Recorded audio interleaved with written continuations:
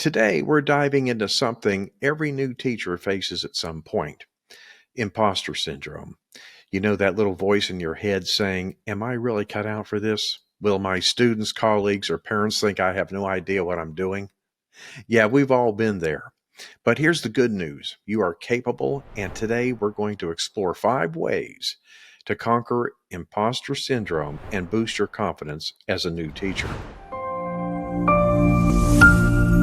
Welcome back to another episode of the Teacher RockStar podcast, the podcast that's dedicated to providing valuable insights, practical tips, and proven strategies to equip new teachers for success.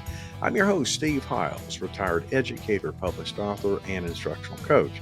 Join me in each episode as we offer a supportive platform for navigating the challenges of the teaching profession. Whether you're fresh out of college or transitioning into teaching from another career, this feeling is completely normal and temporary. So let's jump into these strategies and kick that imposter syndrome to the curb. I'll be sharing 5 tips along with actionable steps that you can take. Okay. All right. Tip number 1, acknowledge the feeling. Okay. The first step is recognizing and admitting to yourself that you're feeling like an imposter. Imposter syndrome thrives in silence. So by acknowledging it, you take away its power. It's okay to feel out of place. After all, you're stepping into something new. Even the most experienced teachers have had moments of doubt. So remind yourself that these feelings don't define your ability to teach or make an impact on your students. Now, here are 3 actionable steps you can take. Name it. When you feel inadequate, simply say to yourself, "This is imposter syndrome talking." Just labeling the feeling can take away some of its intensity. The second thing you can do is journal your thoughts. Take 5 minutes at the end of each week to write down when you felt like an imposter. Seeing those thoughts on paper helps distance yourself from the emotion and often reveals that the situation wasn't as bad as it felt in that moment. And the third thing is to talk to somebody. Share your feelings with a trusted colleague, a mentor, or a friend. Often just verbalizing your thoughts will make them seem more manageable, and you're likely find that others have experienced the same feelings. Okay? Now on to tip number 2, reflect on your accomplishments. It's easy to forget just how much you've already achieved. Look back at the work that led you to this moment. Think about the degree you earned, the student teaching experience, and the countless hours that you spent preparing to become an educator. Celebrate those wins, big and small. Sometimes the simple act of reflecting on your journey can help you realize you're more than qualified to be standing in your classroom. Now, I'm going to offer 3 actionable steps that you can take here. Number 1, create a wins folder. Start a digital or physical folder where you save positive feedback from students, colleagues, or parents. It could be a thank you note, a kind email, or even a lesson that went particularly well. When you're feeling doubtful, take a few minutes to review these affirmations. The second thing is revisit your why. Write down why you chose to be a teacher in the first place. Post it somewhere visible in your classroom or workspace. When imposter syndrome strikes, revisit your why to reconnect with your purpose. Okay? Set small, achievable goals. Break larger goals down into smaller daily or weekly targets. Celebrate the completion of each milestone, reminding yourself that progress is progress no matter how big or small. Okay, that's very, very important there. All right, tip number 3, my friend, is stop comparing yourself to other teachers. As far as I'm concerned, that should be the major thing you don't want to do. Okay, that this is a huge one. As a new teacher, it's tempting to look at your colleagues down the hall and feel that you're falling short.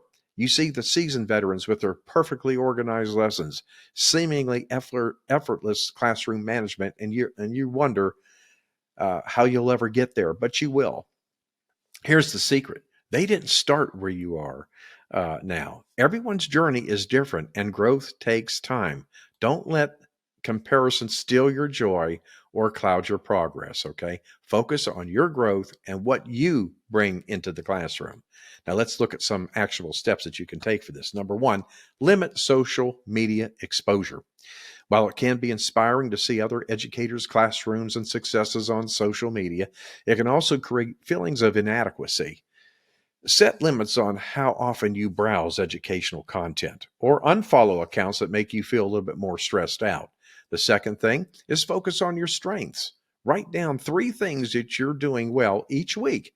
Maybe your classroom has a positive atmosphere, or maybe you found a great way to engage reluctant learners. Keep your attention on your own growth. And 3, make peer connections, not comparisons. Instead of comparing yourself, okay, approach experienced teachers as resources. Ask them about their first year experiences and learn how they overcame the challenges. They would love to talk to you. Their stories might surprise you and put your own journey into perspective. Are you a teacher who finds yourself drowning in the challenges of classroom management? Do student behaviors leave you feeling overwhelmed and drained at the end of each day?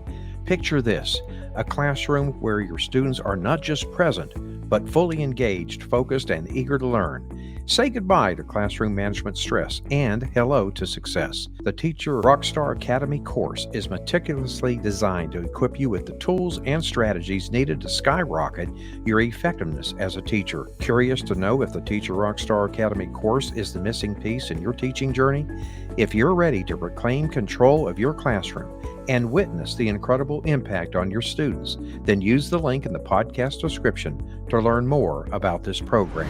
Now on to tip number 4, seek support and mentorship.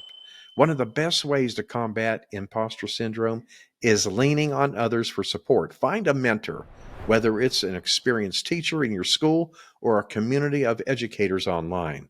Having someone who understands what you're going through can provide reassurance and practical advice. Don't be afraid to ask questions or seek feedback. Remember, teaching is a collaborative profession. Nobody does it alone. Now, I'm going to offer you 3 actionable steps you could take here. Number 1, identify a mentor. Very critical. If your school has a formal mentorship program, take full advantage of it. If not, approach an experienced teacher you respect and ask if they'd be willing to informally mentor you. Be specific about what you need help with, whether it's classroom management or lesson planning.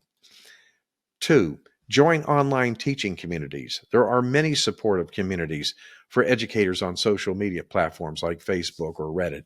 These groups allow you to ask questions, share resources, get advice from teachers who have been in your shoes. Okay? And the third thing is schedule regular check-ins. Set a recurring time to meet with your mentor or colleagues, whether it's once a month, once a week, once every other week.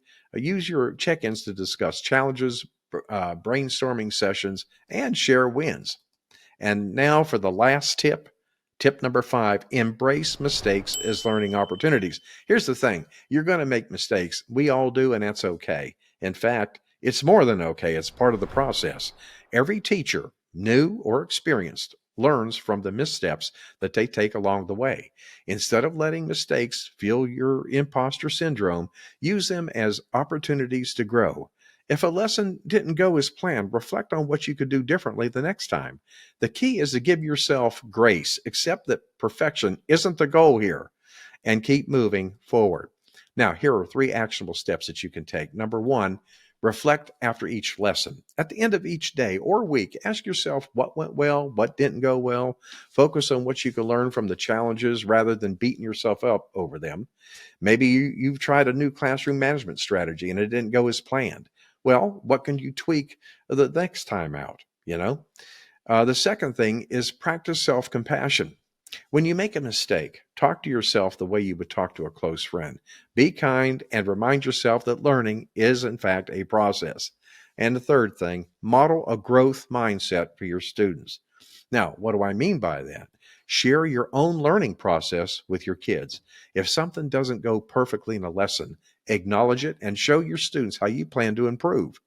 This not only helps you embrace mistakes, but also teaches your students resilience. Okay? All right, my friend, to wrap it all up, remember that imposter syndrome is something many teachers experience, especially in the beginning. It's important to acknowledge it, reflect on your journey, and seek out support. Don't compare your path to anybody else's, and most importantly, embrace the learning process. Okay? The fact that you're even worried about being a good teacher shows you care deeply about your students, and that makes you a great teacher already. Before we sign off, if you're looking for more strategies and support as a new teacher, check out the teacherclassroomresources.com, specifically the Teacher RockStar Academy course, where we focus on helping educators like you find their confidence, reduce stress, and rock that classroom. Thanks for listening, and as always, keep being awesome. And I want to thank you for tuning in, and always remember, my friend, you got this. You've been listening to the Teacher RockStar podcast with your host, Steve Hiles. We hope you've enjoyed this podcast as much as we have. Make sure to hit that subscribe button and join our ever-growing community of Teacher RockStars. Until then, thanks for listening.